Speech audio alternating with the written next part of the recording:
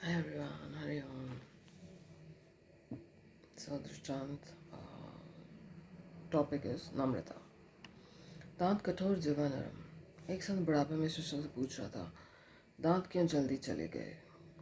कोई बता नहीं सका. गुरु ने बताया,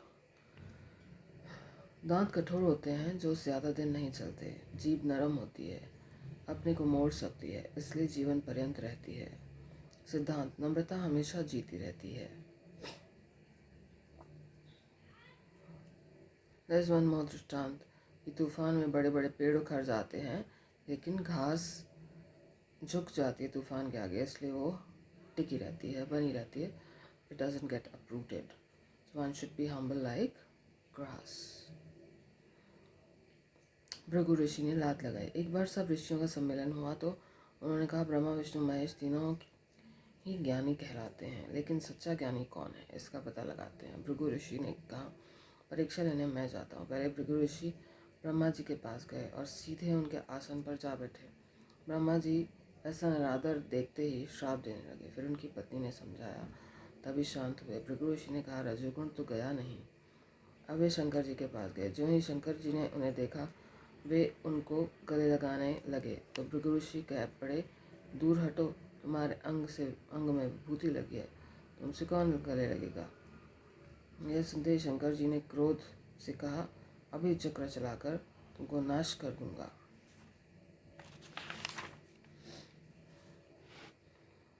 भृगु ऋषि ने कहा, तुम्हारा तमोगुण तो अभी तक गया नहीं. भृगु ऋषि अब विष्णु जी के पास गए. नारायण भगवान अपनी शेष शैया पर लेटे थे और लक्ष्मी जी उनके पांव दबा रही थी. भृगु जी जोश में गए और उनकी छाती पर जोर से लात मारी. नारायण भगवान शांत भाव से उठे, जल्दी से उनके पांव पकड़ लिए कि मेरी छाती तो वज्र जैसी है, आपके सुकोमल चरणों को चोट तो नहीं लगी. इतनी नम्रता और प्रेम देखकर भृगु जी पानी पानी हो गए और जाकर सबको बताया कि नारायण भगवान ही ब्रह्मज्ञानी हैं. सिद्धांत, सच्चे ज्ञान का पता परीक्षा के समय ही होता है. उस समय कितनी नम्रता और प्रेम रहता है. नेक्स्ट, रामकृष्ण ने नम्रता का सबक पढ़ा. एक बार रामकृष्ण परमहंस के पास केशव चंद्र सेन आए और बताने लगे कि अभी उन्होंने एक धार्मिक ड्रामा किया था जिसमें मुख्य पार्ट उनका था. केशव चंद्र के शिष्य ने कहा, उन्होंने बहुत अच्छा पाठ किया था. केशव चंद्र ने मजाक में रामकृष्ण जी से पूछा, आप भी पाठ लेंगे. रामकृष्ण बोले, हाँ, मुझे अपने चरणों की धूल का पाठ देना. सब लोग स्तब्ध रह गए. सिद्धांत, नम्रता में ही अमरता है. भगवान बड़ा कि उसका भक्त बड़ा. एक बार भगवान राम भक्त हनुमान से कह रहे थे कि यह विजय तुम्हारे कारण ही मिली, क्योंकि तुमने पत्थर डाले जो तैरते गए और हम लंका पहुंच सके. इस पर हनुमान जी बोले, हे स्वामिन, पर उन पत्थरों पर श्री राम लिखा, तभी तो वे तैर सके. तो राम जी ने कहा, लाओ, एक मैं डालता हूँ, देखें वह तैर सकता है क्या. पत्थर फेंका, तत्काल डूब गया. तो भक्त शिरोमणि हनुमान बोल पड़े, जिसे आप अपने से दूर करते हैं वह भला कैसे तैरेगा, वह तो डूब ही जाएगा. सिद्धांत, इस प्रकार भक्त और भगवान दोनों अपनी नम्रता का परिचय देते हैं. नम्रता में ही अमरता है. ज्ञान को यदि 3 शब्दों में बताना हो तो वे 3 शब्द हैं, नम्रता, नम्रता, नम्रता. नम्रता पे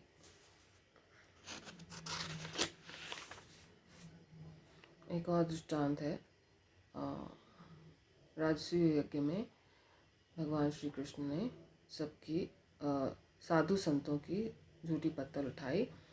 and another point is, it is said in praise of Guru Nanak Dev Ji that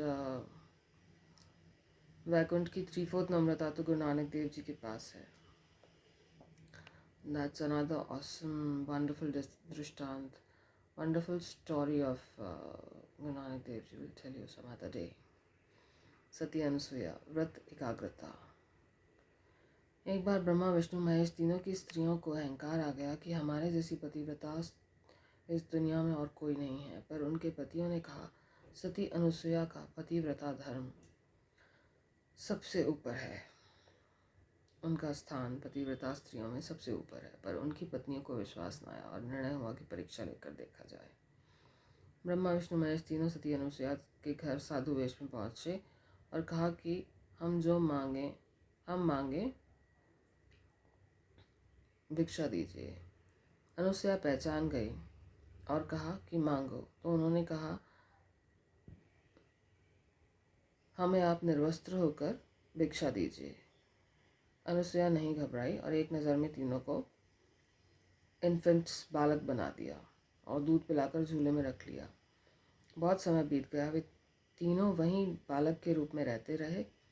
उनकी पत्नियों को चिंता हुई और वे अनुसुईया की कुटिया में आई और अपने पतियों को वापस देने को कहा। अनुसुईया ने कहा, अंदर हैं, ले जाओ।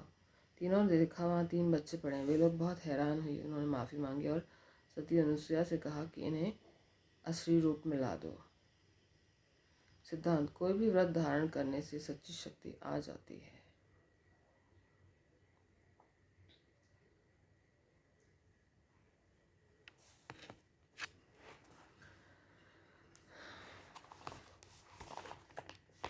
जैसे सती अनुसुईया की बात चल रही है, तो वैसे ही एक महान स्त्री रानी चुड़ैला का भी दृष्टांत था जो अधूरा रह गया था। तो रानी चुड़ैला और राजा शिखीध्वज, they were couples, and when they started getting old, they asked their philosophers, friends, and wise people what to do, what is the main goal of human birth. तो उन्होंने कहा, आत्मज्ञान ही इसका सच्चा लक्ष्य है और ब्रह्म विद्या की प्राप्ति के लिए दोनों ने अध्ययन आरंभ किया। रानी को ज्ञान पहले लग गया क्योंकि स्त्री वैसे भी कोमल होती है और भक्ति भाव उसमें होता है। पुरुष थोड़ा कठोर होता है और उसको तर्क और भक्ति और ज्ञान की ज़्यादा ज़रूरत होती है, थोड़ा समय लगता है। To develop his feminine, his masculine is developed, and it takes time for women to develop masculine. So feminine and masculine both are there in humans, both the genders.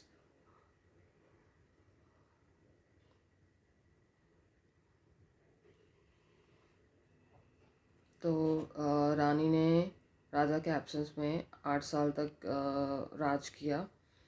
फिर उसने अपनी योग माया से पता लगाया कि राजा कहाँ है और बहुत दुखी है। वहाँ वो कुंभज ऋषि के वेश में गई और वहाँ उसने उससे फ्रेंडशिप की। उसके बाद राजा अग्नि में अपने आप को जलाकर बोटी बोटी काट कर मार डालने के लिए तत्पर हुआ, पर कुंभज ने समझाया कि वासना अनुसार जन्म फिर तैयार है। एंड देन राजा को धीरे धीरे आत्मज्ञान होने लगा। अब कुंभज ऋषि ने परीक्षा ली और उसको एक स्टोरी सुनाई कि श्रापवश मैं स्त्री हो जाता हूँ। सो he created a scene situation of love triangle, and he was doing romance with somebody else, and that is his own wife only. And next day he said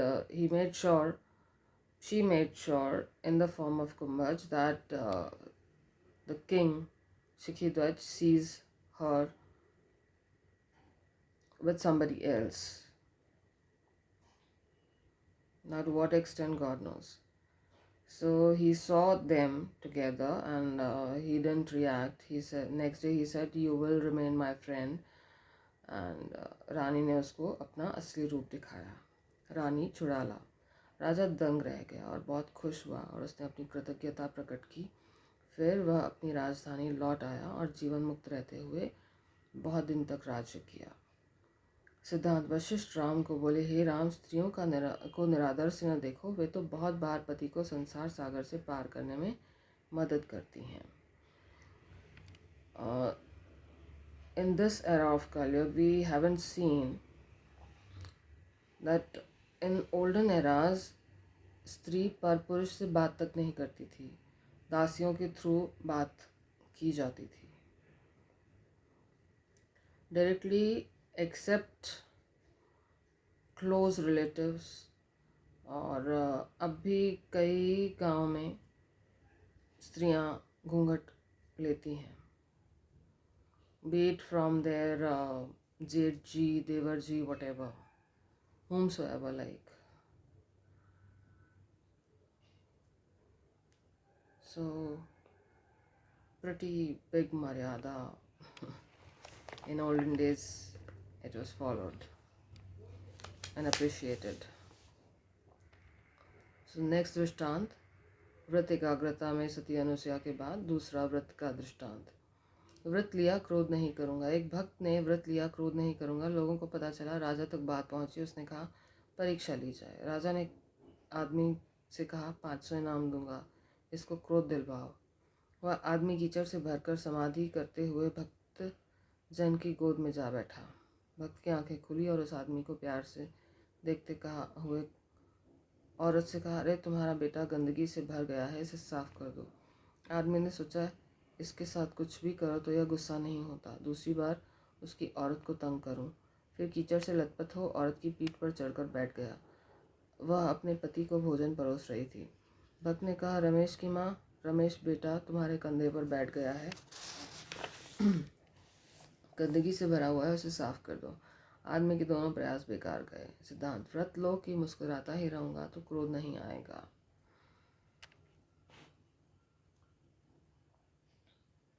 next, Buddha भगवान ने व्रत लिया। साधना काल में बुद्ध को लगा कि ये शरीर विकारी है, इससे ऊपर उठने के लिए इसको कड़े व्रत में रखना पड़ेगा। खाना पीना बिना खिलाए। धीरे धीरे उनका शरीर कमज़ोर हो गया। उधर एक छोटा बालक वीणा से खेल रहा था और उसके पहले बुद्ध भगवान ने बहुत तपस्या कर चुके थे, वो कर ली थी। This is the last stage when he was not getting enlightenment after 11, probably 11 and 12 gurus.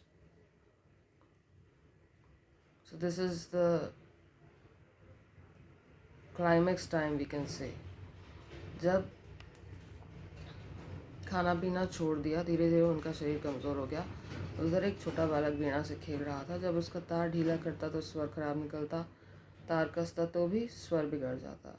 इससे उन्हें एहसास हुआ कि शरीर भी वीणा की तरह है, इसको बीच रास्ते में चलाना चाहिए। न ज़्यादा खाना, न ज़्यादा पीना, न ज़्यादा सोना, न ज़्यादा चलना, everything middle path according to one's own capacity. उन्होंने जाना कि व्रत अंदर का हो, शरीर को भूखे मारने का नहीं। आगे कथा है कि एक औरत से उन्होंने बुद्ध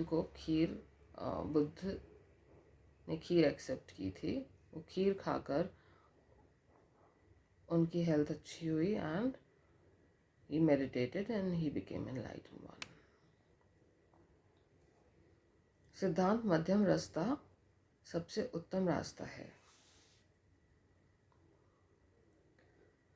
नेक्स्ट, दिया जलाने वाला, दिया बुझाने वाला। दूर एक मंदिर था, वहाँ पर रोज़ एक आदमी दिया जलाने जाता था और दिन होने पर दूसरा आदमी दिया बुझाने आता था। एक दिन मूसलाधार पानी बरसा तो दिया जलाने वाला नहीं पहुँचा, पर दिया बुझाने वाला पहुँचा और उसने बरसात की परवाह नहीं की। वह मंदिर समय पर पहुँचा और उस दिन उसने भगवान के दर्शन किए। सिद्धांत, नियम की बड़ी महिमा है। आज के लिए इतना ही। हरि ओम।